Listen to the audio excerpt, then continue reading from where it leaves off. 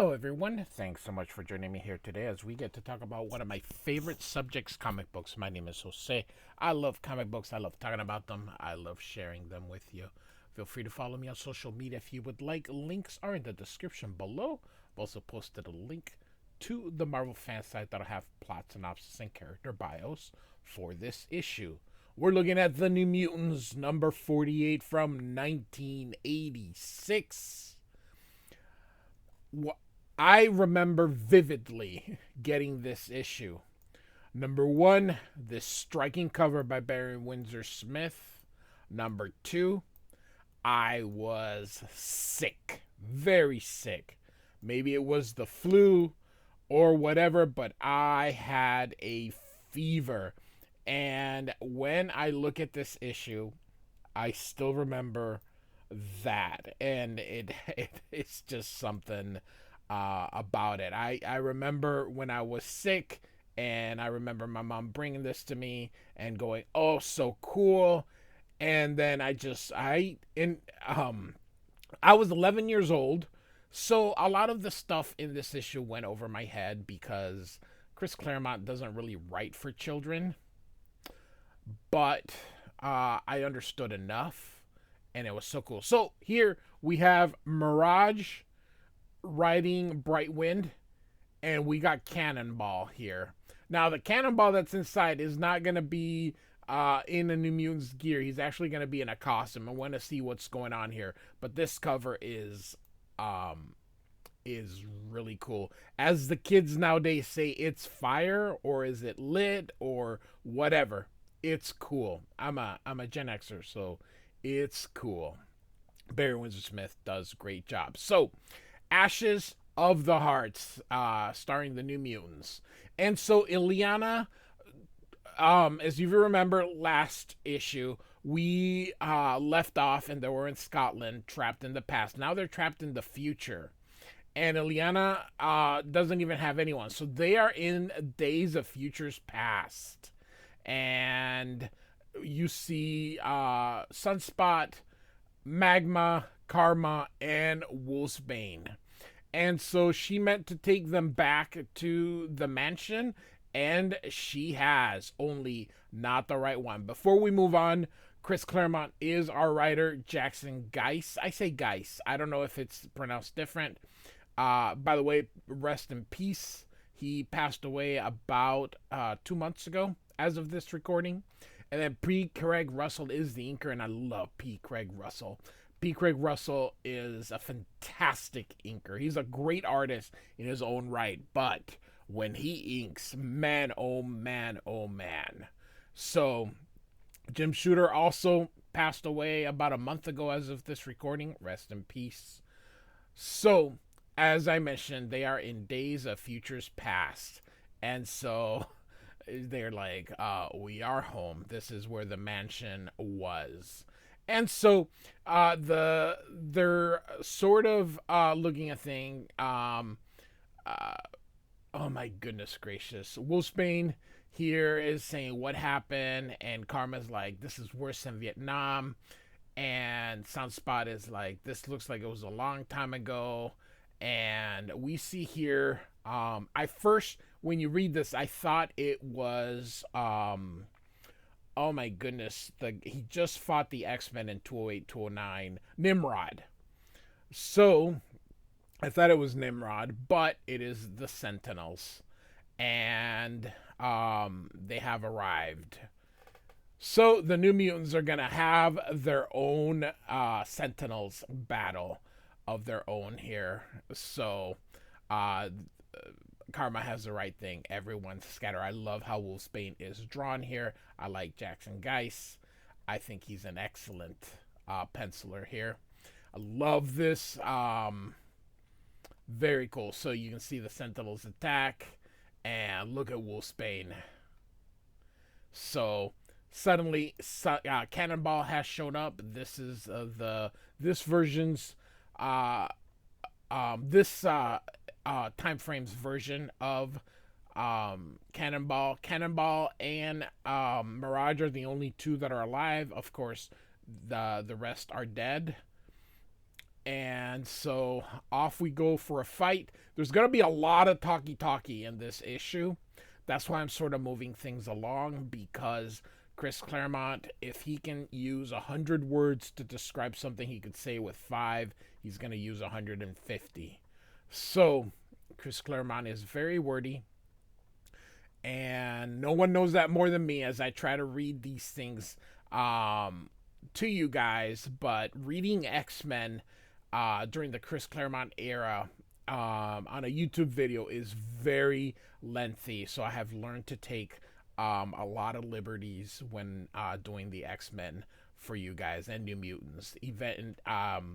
I have a playlist. I have a New Mutants playlist. I started covering from the very beginning with the graphic novel and then New Mutants 1 all the way through. So I have 48 issues of New Mutants in that playlist. I have 49 because the graphic novel. I have an X-Men playlist. I started with Giant Size X-Men 1, which I read as Classic X-Men number 1. Feel free to check that out. I've gone all the way to, as of this recording, Uncanny X-Men 213. So if you go there today, you'll see 213. Oh, I'm sorry, not 213 issues, but over 100 issues of Uncanny X-Men in there. And I also have an X Factor playlist. I started with X Factor number 1. I'm currently at X Factor number 13 as of this recording. So check that out. And then I have a Wolverine playlist. I have the limited series, Kitty Pryde and the Wolverine. I have Weapon X by Barry Windsor Smith. I have The Origin by Andy Kubert and Origin 2 by Adam Kubert. So that, as of this recording, is all in there.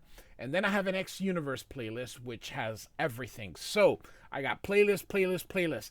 Everything, I try to put everything in reading order so as to make it very easy for people to be able to go in there and get caught up. So, all right, Mirage has shown up here. She starts attacking. So you see, look at this, squee.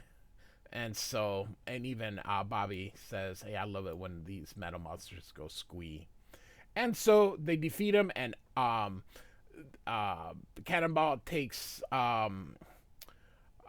Bobby and Amara, and Mirage takes Rain and Karma.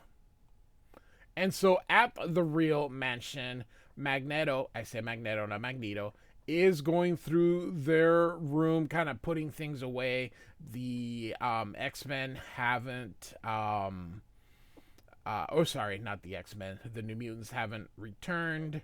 So he's hopeful. He's hoping that they're going to come back. And so he's wanting to make sure. He's created these little widgets here to help him out. Sees that Mirage had written a letter to her parents and wonders she should send it. Then the widgets are like intruder alerts, and it's Stevie Hunter. Magneto apologizes. Sorry, I said Magneto. I meant Magneto. See, it's just so many people say Magneto that it just kind of runs off, because I used to say Magneto all the time, but there's no double E's, and I say that all the time. It's Magneto, not Magneto. I don't care what Stan Lee says. I don't care how everybody else and their mother pronounces it. It's Magneto. It's a magnet with an O. Magneto. All right. So he apologizes for not putting Stevie Hunter into their memories. He's letting them know that, he's still helping for the return of the New Mutants, and he needs to, it's his responsibility. So Chris Claremont ended up leaving in issue 54 because the X-Men were going to double in the summers, and Excalibur was going to start. He just had to let it go. So I don't know whether or not, if Chris Claremont had stayed in New Mutants, if perhaps Magneto would not have gone back to the heel turn.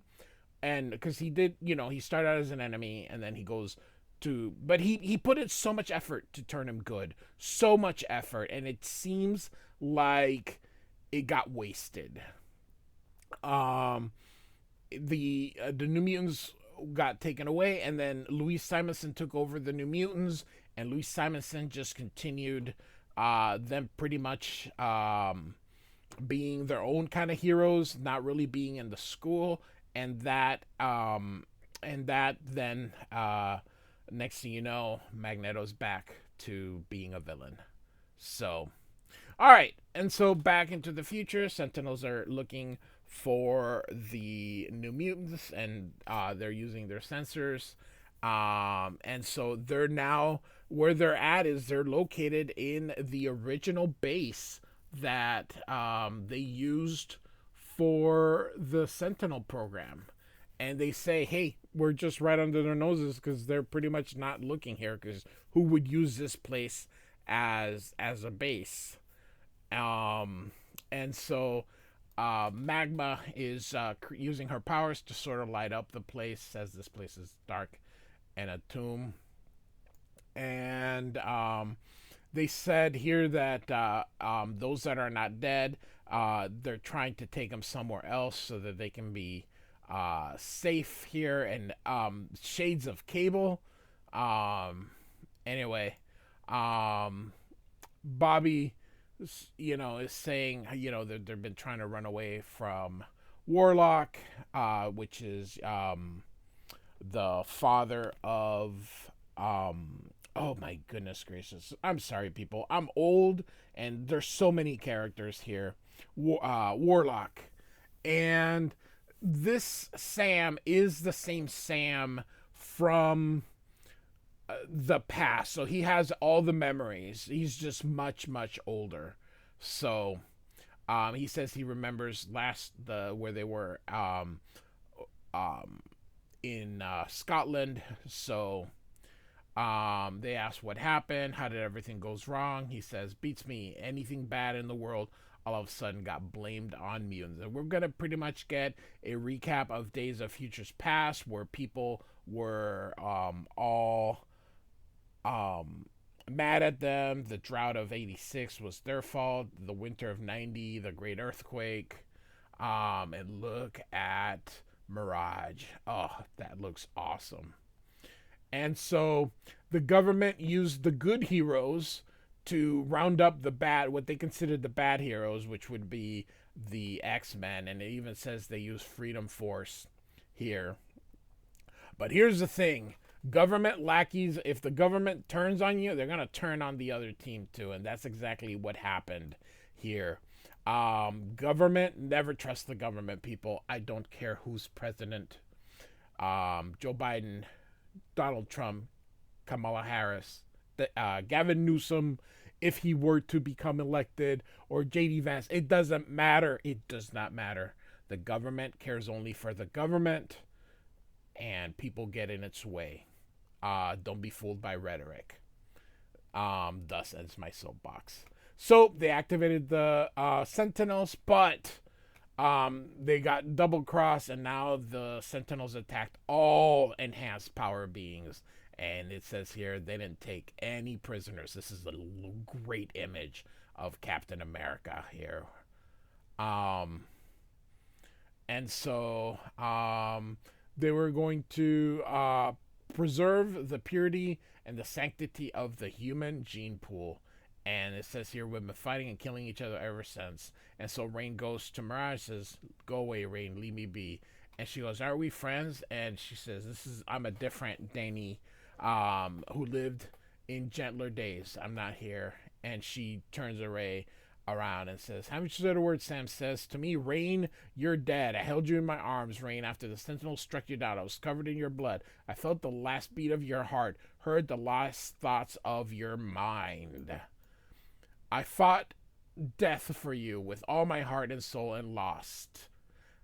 I won't go through that again. You can see poor Wolfsbane here. And Sam's like, hard lessons have to be learned. So, anyway. See what I told you? So many freaking words. So Sam says that they're gathering all mutants they can find, and they're gonna take it to Leela Cheney's Dyson Sphere on the other side of the galaxy. Whether on that artificial world or some other real one, will resettle and start over. And then Bobby's not very happy with that. Just cut and run has become your favorite solution for everything. And he lets him know, if we stay, Bobby, the war will gut the planet. Nothing left for anybody. That's that what you want? We're probably right, though we're taking the coward's road. But we don't see any alternative, and we figure we've earned the right. And he says, what of us? And he says, without Elena to take us home, we are trapped in out of our proper lives. Where do we belong? And he's about to speak, but suddenly the Sentinels say that they've captured Leela Cheney, and they're going to hold her in Manhattan Prime Facility pending disposition of the outstanding terminal or terminal sentence. And then Sam knows it's a setup, sorry, because she's still alive. That means that they're using her to draw them in. And they're like, we need her. She's the teleporter. We can't get anybody out. And so I love her, and I can't abandon her. Bobby says, glad some things haven't changed. And the New Mutants are going to help Sam. And so New York, we see this a big hole in the middle of Manhattan. And they appear through, it looks like Magma dug their way in. Look at this Marvel Comics group here. And so the New Mutants have arrived here, and I'm gonna speed through here as they're gonna look for Leela Cheney. And just stuff happening. This is look at this, Captain America Sentinel here. So Bobby hits the wall, which lands on him. However, Bobby says, well, the fight's over. And Sam says, no, it ain't, because this is a modular Sentinel. That means that every part of them is independently operational here. And so Bobby's trying to fight it, and Sam helps him, and they kind of take care of the rest. Here you see it kick, and great as he destroys it here. So Wolfsbane and Mirage are there, and they're speaking telepathically. They're like, she's alive. And so let's try to see if we can free her. And so she starts shooting, and she notices that that Sentinel's not moving, doing anything, and she's like, I sense something's wrong. And he says, ignore the Sentinel. Leela's your target. She goes, what? For all our sakes, trust me now that the way you used to in happier days. Shoot Leela. And so she does. And it turns out that it was a Sentinel using cloak. And she was inside the Sentinel that wasn't moving. So they grab her and they teleport. And so we get to the end. And the New Mutants discover here that they weren't going to take the kids with them. And they're like, how come? And Sam says, because you are going to get rescued. And so if you go to our world, when magic does arrive, she won't be able to find where they are. So they have to stay there. And so they're... oh my goodness. Murad says, abandoning the Earth isn't our salvation. We're just buying time. The Sentinels have all the time in the world. Eventually, they're going to go look for us. And so it can take hundreds of years. It doesn't matter. This is just a brief escape, but it's worth it just to not be at war for such a long time. And so you can see that they leave, and they the New Mutants are gonna make sure that this future doesn't come to pass. And so Magma's coming here. She's gonna give her foes a little something to remember their mutants, and creates a volcano right in the middle of Manhattan here. And so tomorrow, I think I will ache more than I ever have in my entire life. But my friends, it will be worth it. Next, Ashes of the Soul. Chris Claremont, as I mentioned, writes so much, and it's wonderful when you read it. But as someone who's just sort of reading it for you, I just don't want to do a 40-minute video. As it is, these videos sometimes take 20 minutes. So, um, hope you like this though. New Mutants 48 here by Chris Claremont, Jackson Guice, and P. Craig Russell. So, Chris Claremont does not have too many issues left. As I mentioned, 54 will be the end of his run, and then we're going to do a 5-issue limited series called New Mutants Forever, which takes place directly after 54. And then we'll be done with New Mutants because I'm not really going to cover the Louise Simonson run until we get to the Rob Liefeld era of it. Because New Mutants kind of, even though I love the artist that is going to come, Brett Blevins, it just, he just was not popular. And even though I like it, I don't think a lot of people are going to like it because a lot of people didn't like it back in the day. So, anyway, like and subscribe. And I do thank you so much for listening. Goodbye.